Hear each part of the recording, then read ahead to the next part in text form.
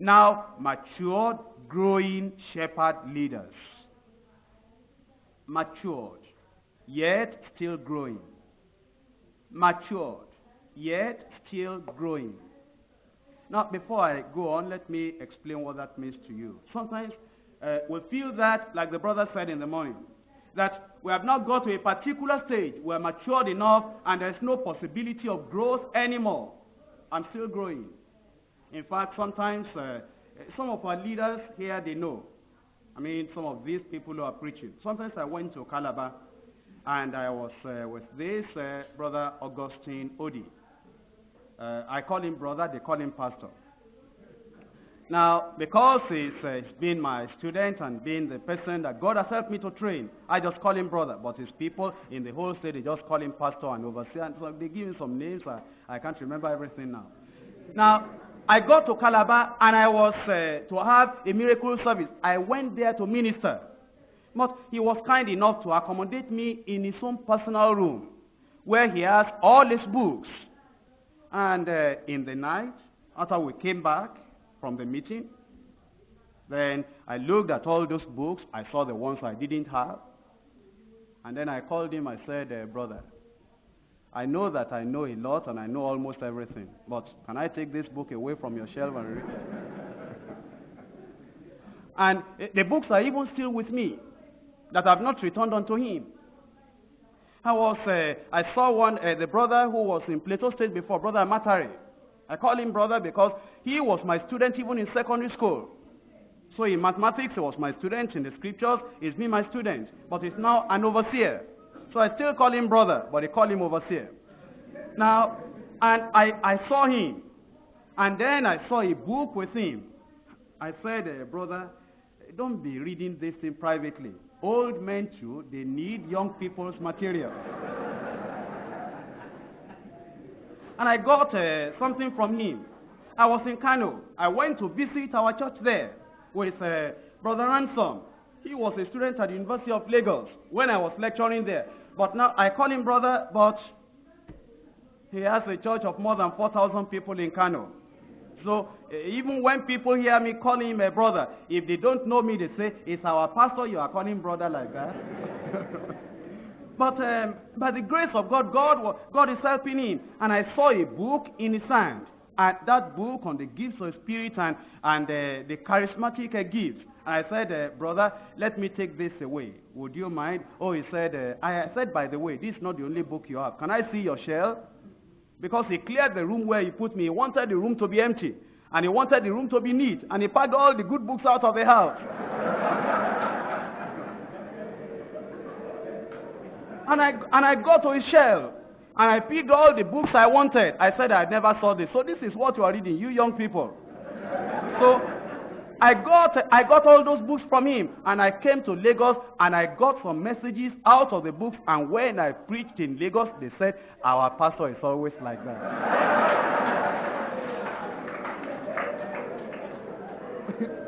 But the people in Lagos will not know that I depend upon some of our leaders, and some of our leaders, whenever they see some good books and materials, they say, they don't want to say, brother, you need to develop because they want to respect me. They say, brother, we know you know all things, but look at this. Maybe there is a new thing there. Well, we know you know it already, but see it if it will be beneficial.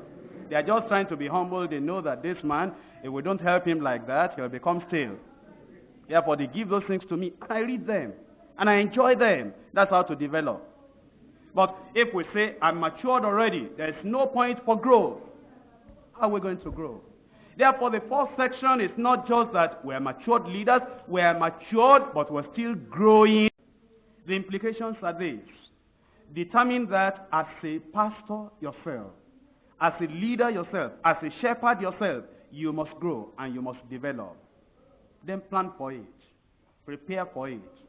Then also expose your leaders and pastors to what we call growth possibilities. Growth possibilities.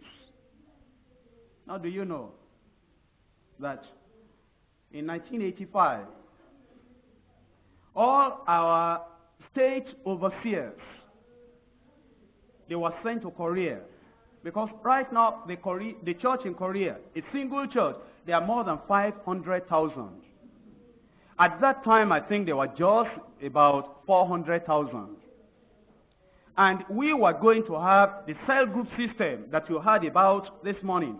And I knew that in Yonggi Cho's church, that he had already raised up this church and he had brought out the principles of cell groups. And we started the house fellowship system. And we had been doing it, and by the grace of God, it was successful. And I think that I'd read almost anything you could lay your hand upon on the house fellowship system. I had read almost everything. And we had planned everything. We were working on it in the whole nation, on Deeper Life, and it was working. But I decided that all our state overseers, together with about 17 of our leaders in Lagos, with 18 state overseers, making 35, that they must go to Korea and learn about just this house fellowship. I didn't feel I wanted to go with them because I'd had my own opportunity. I read, I study, and I'm exposed more than all of them are exposed. And I could go alone by myself and then come and tell them what I saw. But how will they understand? And I wanted the church to grow. And I knew that they are Deeper Life. They won't go to Korea and come back and say they are no more Deeper Life. All they are going for is training. And they went. And then they came back. Of course, the amount of money we spent, even for the flight alone, because Korea is not like Ghana. You will be in the aeroplane. If you had wanted to really fly in an aeroplane and you were excited, when you get to aeroplane and you are going to Korea, you'll be saying, why did I decide to go? You'll sit down and say that it's so long. But they got there and they saw everything that was going on there. Then they came back to Nigeria. Since I was born, I've never been in Korea. All our leaders, they have gone. It doesn't bother me. I want the church to grow.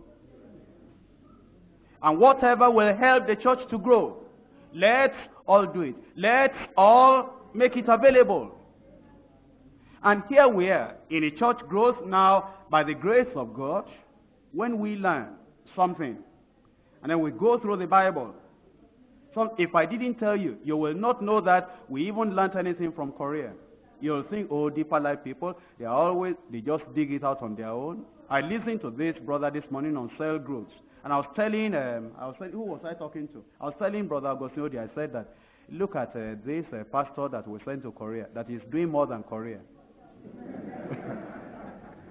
Because I've listened to the cassettes that they listened to when they went to Korea on house fellowship.